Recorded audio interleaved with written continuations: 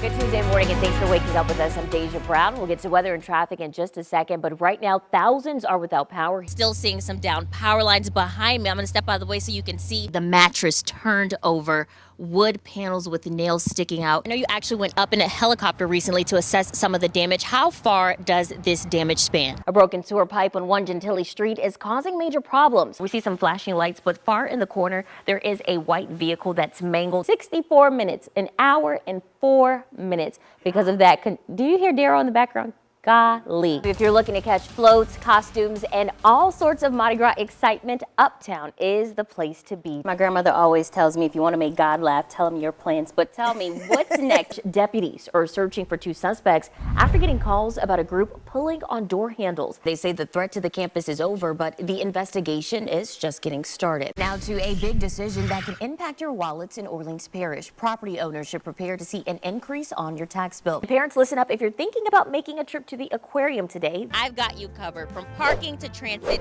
everything in between. We've got the 6 best ways to get you here. You heard it here first. I'm gonna win. It's over! It's over! 2 for 2. 2 for 2. Shout out, Let Deja them Brown. underestimate you, over deliver. This is WDSU News This Morning.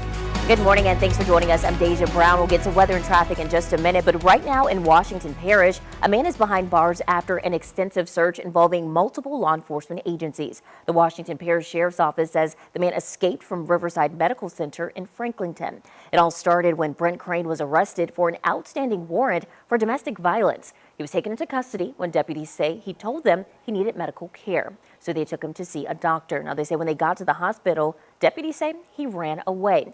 Crane was later caught by Franklinton police just miles away near an Anytime Fitness. And today in Jefferson Parish, a pretrial hearing for the ice cream truck driver accused of killing a 12-year-old boy in Kenner is expected to appear in court. Police say McCall Mansour was driving that truck when it crashed into the home of Javier Adrian Flores Fajardo last year as the little boy was playing video games.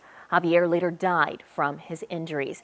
And the Marrero community is mourning the loss of John Ehret High School's band director, who is being remembered for growing the program in just 3 years. On Monday, John Ehret's beloved band director Marvin Haywood posted to social media before taking his life. In the post, he talked about his struggles, specifically with mental health. A licensed clinical social worker says the topic of mental health should not be taboo, adding it's okay to be vulnerable and open up about your struggles. They say it could save lives. Our stories and what we're going through, that helps other people feel less alone. In a statement, Jefferson Parish schools say that they're saddened to learn of the passing of one of their teachers, Mr. Haywood, and they're sending their deepest sympathy and condolences to his family and the entire John Ehret High School and Jefferson Parish Schools community during this difficult time. Also at the state capitol, frustration brewing as lawmakers now have less than 1 month to draw that new congressional map to meet a newly set deadline by federal judges. The court says if lawmakers don't have a new map by June 3rd, then the court will impose one on the state. This new deadline is set to try and have the right maps in place for the November congressional election. Plus, we're getting a closer look at how many parishes are joining the state attorney general in her opposition to the new Title IX rules recently announced by the Biden administration. Take a look at your screen. 17 school boards across the state, including St. Tammany Public Schools, are following Liz Murrow's not complying with the Title IX changes. Those changes provide protections for gender identity in schools. And parents, listen up. If you're thinking about making a trip to the aquarium today, the facility will be closed. This is so teams can make emergency preparations before the start of hurricane season.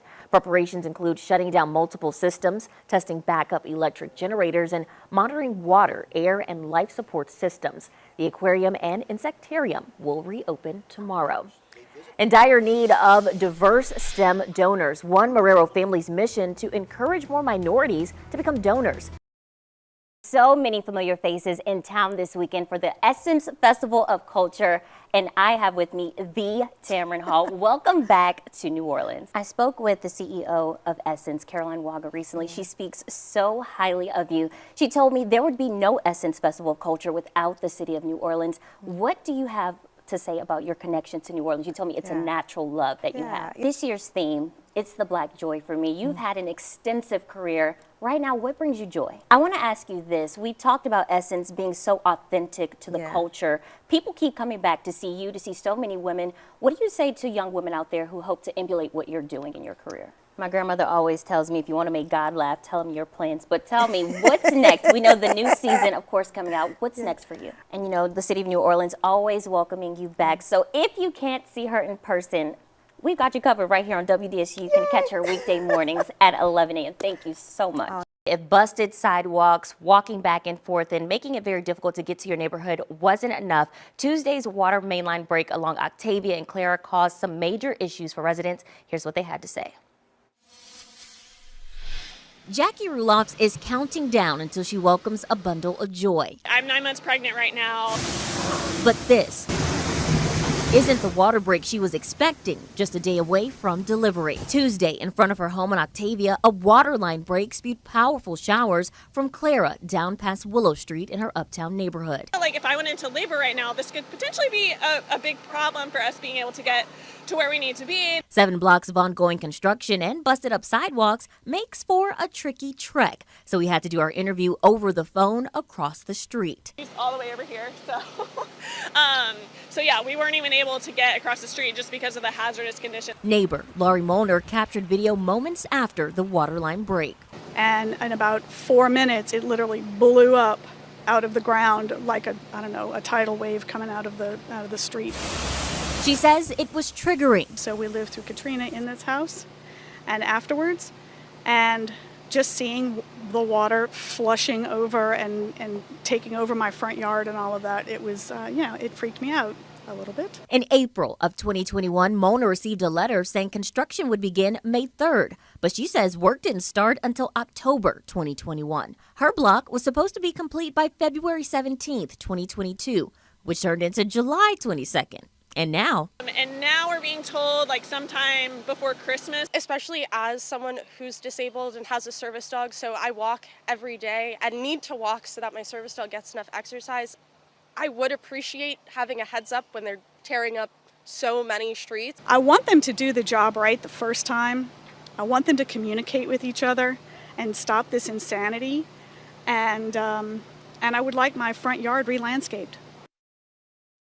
So what exactly happened? I reached out to the city and they say a contractor was removing the drain line that goes down Clara and inadvertently hit the connection that ties the water main to the hydrant at that corner. Now, this caused the connection at the main line to be pulled. Meanwhile, a spokesperson for the mayor's office also responded in this statement saying that while no specific person will be charged, all customers bear the cost of New Orleans' aging infrastructure. Every time they step on the mat, Xavier University's competitive cheer team is hoping to reach new heights. We were the first HBCU to be featured at the NAIA National Championship. We walked into last year's Nationals. We knew that, hey, we can score well, but really it was a learning experience. After finishing in 5th place last season, the Gold Nuggets had something to prove. As soon as we left Nationals, we began our recruitment. We began devising a strategy of how we would increase our scores. I started researching mental toughness, and the best mental toughness I found was from the Navy SEALs. So I started documenting that, making flashcards. When situations came, we were more mentally ready to handle anything that came. So last year being our first time ever at Nationals, no one really expected us to do anything. They were just excited that we were there. They messed up our names. So we knew that when we came back that we had to prove them wrong and we had to make sure that they got our names right.